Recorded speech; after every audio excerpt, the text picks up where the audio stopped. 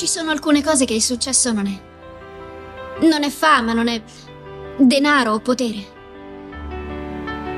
Il successo è svegliarsi la mattina, talmente eccitata per quello che devi fare, che non vedi l'ora di uscire di casa.